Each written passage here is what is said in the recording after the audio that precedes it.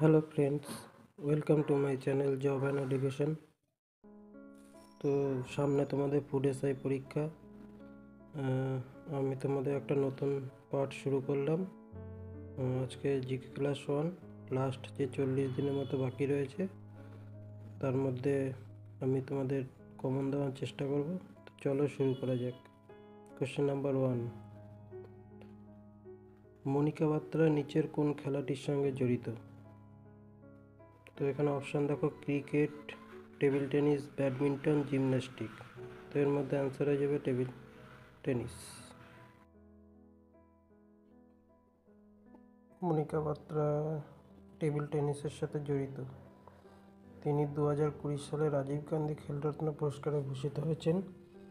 তিনি মহিলা একক বিভাগেরও এশিয়ান চ্যাম্পিয়ন হয়েছিলেন। এছাড়া অন্যান্য টেবিল টেনিসের প্লেয়াররা হলেন শরৎ কামাল, নয়না জয়সওয়াল, সৌম্যজিৎ ঘোষ, অ্যান্টনি অমলরাজ, পৌলমী ঘাটা, সাটিয়াল গানসেবাকরণ, নেহা আগরওয়াল। ভারতের গুরুত্বপূর্ণ ক্রিকেটার হলেন বিরাট কোহলি, রোহিত শর্মা, জসপ্রীত বুমরাহ, মিতালি রাজ, হারমনপ্রীত কৌর, পুনম যাদব। ভারতের গুরুত্বপূর্ণ ব্যাডমিন্টন খেলোয়াড় হলেন পিভি সিন্ধু, সাইনা নেহওয়াল, অশ্বিনী বোপান্না। জিমন্যাস্টিকের দীপা কর্মকার। কোশ্চেন নাম্বার 2, ভারতের সবচেয়ে বেশি সোনা উৎপাদনকারী রাজ্য কোনটি? তো এর সঠিক উত্তর হয়ে যাবে 1 নম্বর, 2 নম্বর, 3 নম্বর, 4 নম্বরের মধ্যে 2 নম্বর, কর্ণাটক। কোশ্চেন নাম্বার 3, বিশ্ব জলাভূমি দিবস কত তারিখে পালিত হয়? তো এখানে সঠিক অ্যান্সার হয়ে যাবে অপশান নাম্বার 4, 2রা মার্চ, সরি 2রা ফেব্রুয়ারি।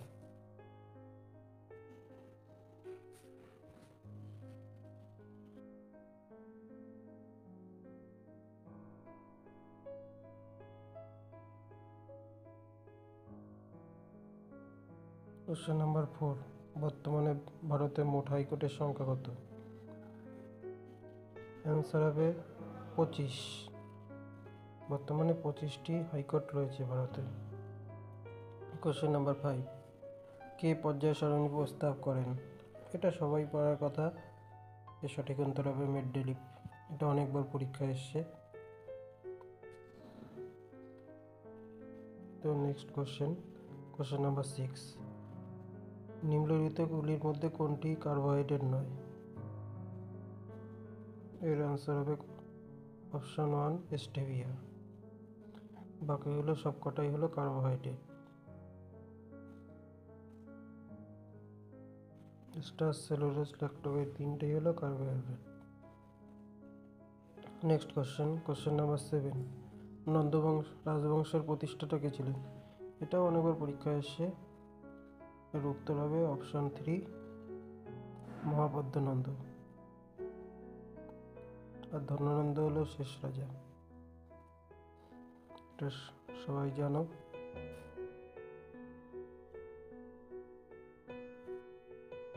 কোশ্চেন নাম্বার 8, নিচের মধ্যে দিনী ইলাহি প্রচলন করেন বা সূচনা করেন? এর অ্যান্সার হবে অপশান 3, আকবর। তো আকবর সম্পর্কে আরও কিছু জেনে নিই। তিনি দিনী ইলাহি সূচনা করেন। সেই সময় হিন্দু মুসলমানদের মধ্যে একটা ঐক্য ছিল। এছাড়াও বৌদ্ধ, জৈন এবং জরথুস্ট্র থেকেও কিছু লোক এখানে এসেছিলেন। বীরবল ছিলেন দিনী ইলাহির প্রথম অনুসারী। এটা অনেক সময় পরীক্ষায় আসে।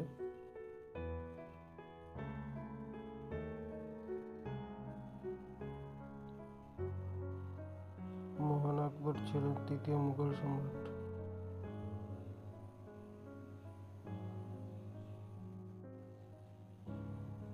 বৈরম খানের অধীনে তার পিতা হুমায়ুনের স্থলাভিষিক্ত হন। কোশ্চেন নাম্বার 9, এফডিআই এর সম্পূর্ণ রূপ কি? তো এর সঠিক অ্যান্সার হয়ে যাবে অপশান 4, ফরেন ডিরেক্ট ইনভেস্টমেন্ট। এবং কোশ্চেন নাম্বার 10, তাহলে এটার প্রিন্টিং মিস্টেক হয়ে গেছে। এটার তোমার নিম্নলিখিত কোনটি দক্ষিণ ভারতের সর্বোচ্চ শৃঙ্গ? 1 নম্বর দুধওয়াতা, 2 নম্বর মুলায়নগিরি, 3 নম্বর কলসুবাই, 4 নম্বর আনাইমুদি শৃঙ্গ। এর উত্তর হবে আনাইমুদি শৃঙ্গ।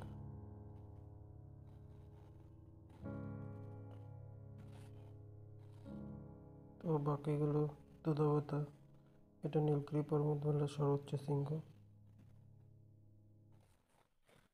মুলায়নগিরি কর্ণাটক